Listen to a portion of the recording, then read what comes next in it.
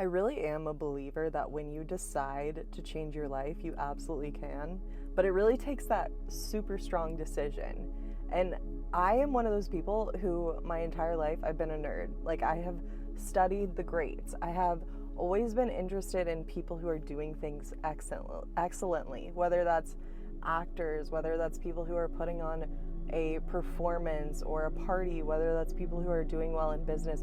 I've always been very interested in people who are dialed in, who are doing things excellently. And it sounds kind of cringy and trite sometimes talking about, but it's actually something so interesting, is to try hard, is to actually develop yourself into the greatest version of yourself, the most excellent, the most driven, the most aligned version of yourself. And y'all, we are journaling today. I journaled about 20 questions around becoming the one, because this is something that keeps on coming up for myself. There are so many people out there with all these different strategies. Follow a branding strategy, follow this networking strategy, follow XYZ, and all of them work. But you have to become the one that makes it work for you. Like, if you look at all these people who are making it, they have became the one for themselves.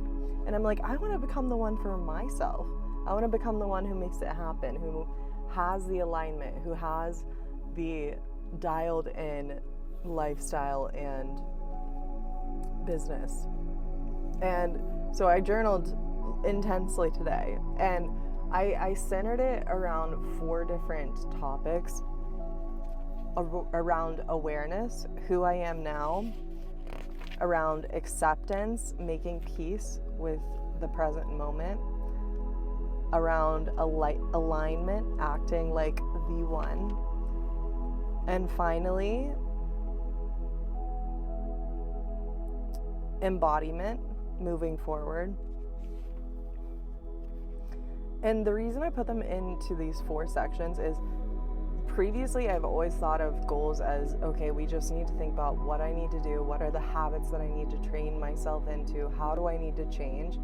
But psychology shows us that we actually need a hardcore acceptance of ourselves in order to actually make the decision to change. Whereas previously I was like, okay, yeah, I can just detach from my past self. I don't need to know anything about her. But really, we do need to connect with ourselves in order to change.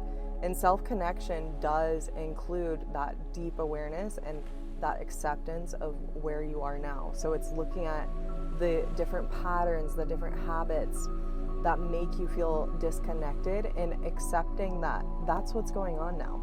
So let's go through the awareness part of this. It's so important to have these little prompts that can help you actually realize the clarity of your decision, because a lot of the time we do want to make the decision. We do want to move across the country. We do want to take the new job. We do want to start the new business, but there's this like battling back and forth of, oh, do I actually want to do this? And answering questions like these can help you get to that clarity. So anyways, awareness. Who are you now? What patterns or habits make me feel small or disconnected to my power? And this can be anything. It doesn't have to be, for me, I wrote that I need to get out of bed first thing in the morning. Like recently I've been waking up super early and then having my quiet time and my meditation in bed. Right now I feel like my next habit is getting out and moving the first thing that I wake up. What version of you usually runs the show when you're stressed or uncertain?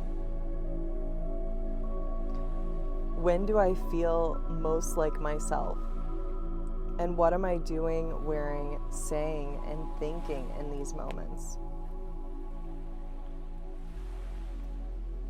Where am I currently performing instead of being?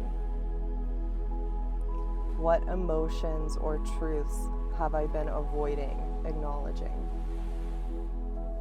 All things that really make you confront yourself and just recognize what you have been avoiding. This question at the end, what emotions or truths have I been avoiding acknowledging, was really eye-opening to me, because I realized that, oh, there's some anger and sadness that I thought I could just push through, and I actually need to feel that a little bit. And maybe you feel the same way. And perhaps not feeling that is what's bringing you down from actually embodying the next level. So journal with that, sit with that. Okay, let's move on to acceptance, making peace with where you are now. So that was more of like, okay, where am I right now? And now it's about, okay, can we actually regulate and be center in what we're doing, and center and present with who we're being. So what parts of me still believe I'm not ready, and what do they need to hear? What would radical self-forgiveness look like for me right now? That one was huge for me. What would radical self-forgiveness look like for you right now? What emotions have I labeled as bad that actually just need to be felt? In what ways can I make my nervous system feel safe while I expand? Where can I soften my expectations without losing my standards? Definitely eye-opening was the self-forgiveness one, because when you think about it, like when you actually forgive yourself, it's giving yourself a blank slate. You no longer have to punish yourself for how you've been acting. You no longer have to force yourself to be a certain way. You actually get to fully forgive yourself for anything that you may have not done perfectly. It's such a peace to your heart. Okay, moving on into the alignment section, acting like the one, starting to show up as the one. So if you fully trusted yourself, what would you stop postponing? What would you stop postponing if you fully trusted yourself? What does the one version of you do differently with her mornings, her boundaries, her money? For this, I wrote more of like an energetic thing, because I know that I get so in my head about the plan sometime. And for me, I just need to show up.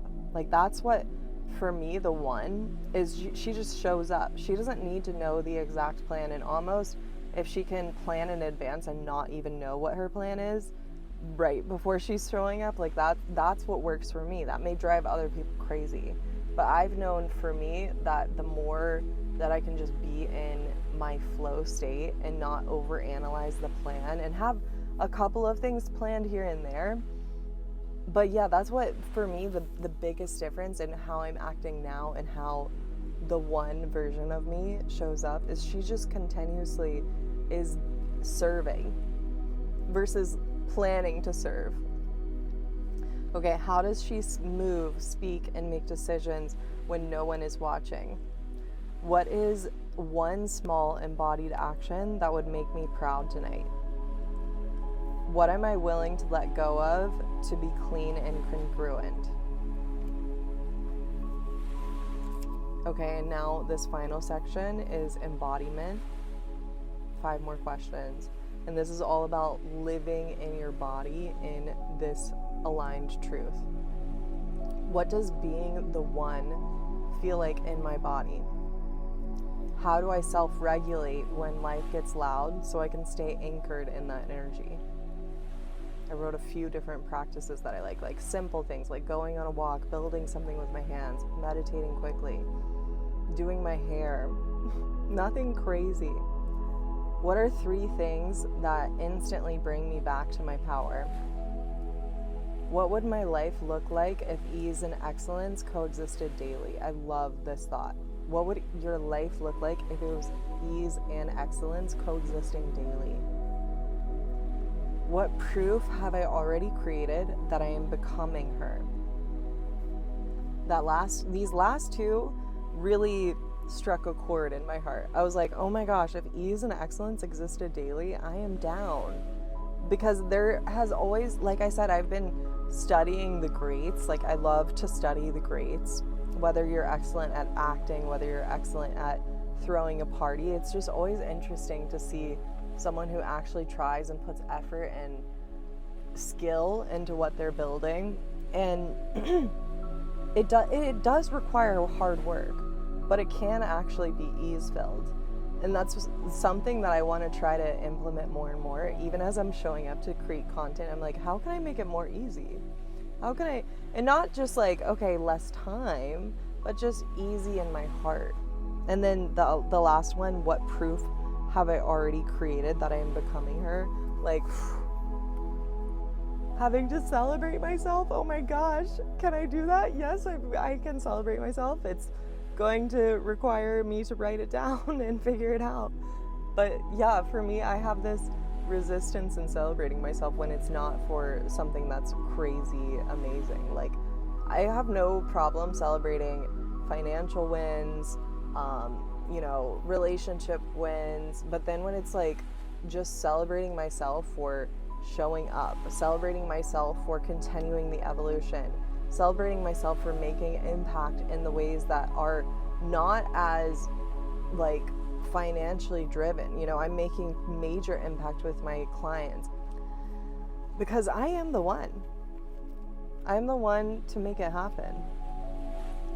And I know you are too. If you enjoyed this video, comment below and let me know if you're gonna journal. Let me know which question you liked the most.